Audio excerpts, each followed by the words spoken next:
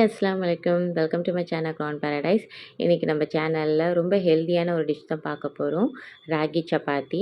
Maximum வந்து kids வந்து ராகி எது செஞ்சு கொடுத்தாலும் அவாய்ட் பண்ணிடுவாங்க. ஸோ நீங்கள் இந்த மாதிரி நீங்கள் செஞ்சு கொடுத்தீங்கன்னா ஹெல்தி கூட. வாங்க எப்படி பண்ணலாங்கிறத வீடியோக்குள்ளே போகலாம்.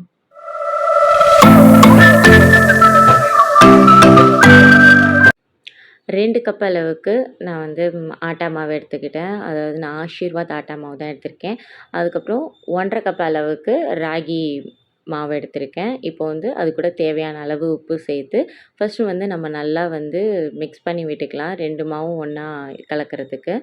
இப்போ நல்லா கலந்ததுக்கப்புறம் கொஞ்சம் கொஞ்சமாக நம்ம எப்போதுமே சப்பாத்திக்கு எப்படி நம்ம வந்து மாவு பிசைவோமோ அதே மாதிரி கொஞ்சம் நல்லா வந்து தண்ணி இதை விட்டு நல்லா தாராளமாக நம்ம வந்து மாவு பிசைஞ்சிக்க வேண்டியதான். ஏன்னா ஆஷீர்வாத் வந்து கொஞ்சம் அதிகமாக தண்ணி உரியக்கூடிய மாவு, அதனால தான்.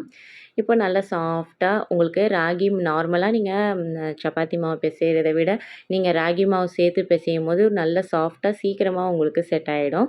பாருங்கள் எவ்வளோ சாஃப்டாக இருக்குதுன்னு சொல்லிட்டு. இதுக்கப்புறம் இதை நல்லா நிலமையில வச்சுட்டு மேலே வந்து லைட்டாக ஆயில் அப்ளை பண்ணி நம்ம அப்படியே வந்து மூடி வச்சுருவோம்.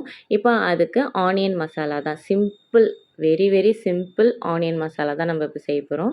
எண்ணெயில் கடுகு, ஜீரகம், பெருஞ்சீரகம், காஞ்ச மிளகாய், அதுக்கப்புறம் தாராளமாக 2 இல்லைன்னா 3 பல்லாரி வெங்காயம் நல்லா வந்து நீட்டமாக பொடியாக கட் பண்ணி அது கூடவே வந்து கருவேப்பிலை சேர்த்து நல்லா வதக்கிக்கோங்க. உப்பு சேர்த்துட்டிங்கன்னா சீக்கிரமாக வதங்கிடும்.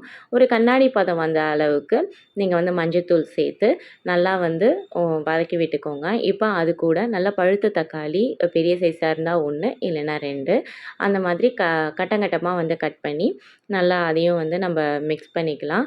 தக்காளி வந்து நல்லா ஃபுல்லாக மசியணும்னு அவசியம் இல்லை. கொஞ்சம் கட்டிய முடியுமாக இருந்தால் ரொம்ப நல்லாவே இருக்கும்.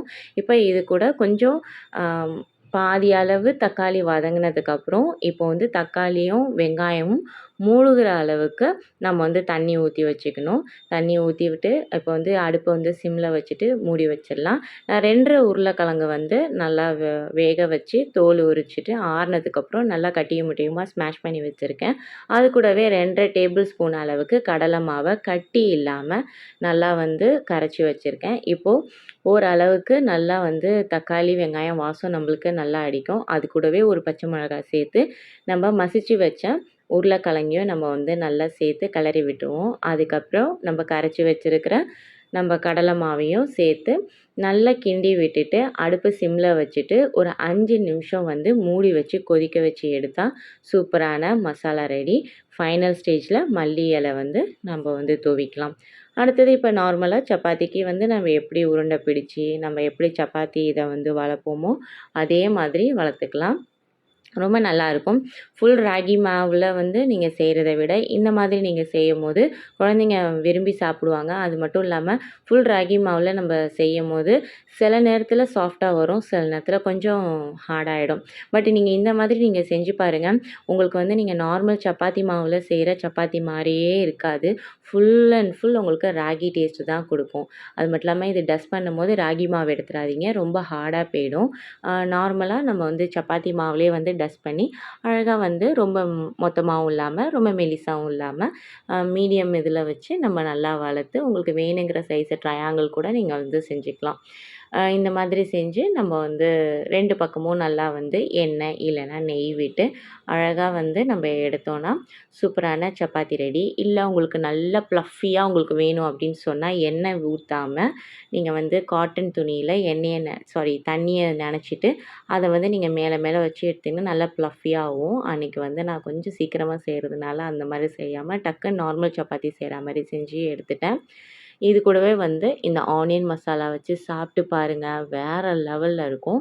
பட் பெஸ்ட்டு காம்பினேஷன் வந்து நான்வெஜ் தான், சிக்கன் கறி, மட்டன் கறி. ஸோ கண்டிப்பாக வீட்டில் ட்ரை பண்ணி பாருங்கள். உங்களுக்கு நார்மல் சப்பாத்தியை விட ராகி சப்பாத்தி தான் ரொம்ப பிடிக்கும். கண்டிப்பாக வந்து எகின் அண்ட் எகின் வீட்டில் செய்ய சொல்லுவாங்க. I am dam sure. இங்கே பாருங்கள், இப்போ நான் நடுவில் லேயர் அப்படியே பாருங்கள் எவ்வளோ அழகாக வந்து நல்லா வெந்திருக்குன்ட்டு. ரொம்ப சாஃப்டாக இருக்கும். உங்களுக்கு ஒரு கைப்பிடி அளவுக்கு உங்களுக்கு வந்து செட் ஆகிடும். அன்றைக்கி ரொம்ப ஹரிபரியிலங்கிறனால நான் அது செஞ்சு காட்ட முடியல. இன்ஷால்லா நெக்ஸ்ட்டு வீடியோவில் நான் ஷேர் பண்ணுறேன். நம்ம சேனலை ஃபஸ்ட் டைம் பார்க்குறதா மறக்காமல் சப்ஸ்கிரைப் பண்ணுங்கள். பிடிச்சிருந்தா லைக் பண்ணுங்கள். தேங்க்ஸ் ஃபார் வாட்சிங்.